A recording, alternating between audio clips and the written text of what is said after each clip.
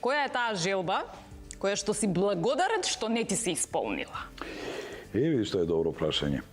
Па, да речеме, тоа со годините поминува, па сфатиш дека си имал погрешна желба. Да, тоа е да станам политичар. Да, тоа беше, па тоа не беше ни глупост, тоа беше едноставно такво време. Знаеш, тоа 2002. Значи, војната завршена, конфликт, јас имав независна листа, јас за сосема малку не влегов на парламентарни избори, за 5-600 гласови. Затоа што никој не ни очекуваше дека може да дојам толку близко. И долго време се каев за тоа. За обидот се каев. Но се сум среќен што не успеа и што сум имал таква една лоша идеја која за среќа не успеа, зашто денеска ако некој ме нервира, политичарите ме нервираат. Не заради тоа што се они необразовани и несоодветни, не, него затоа што се себични.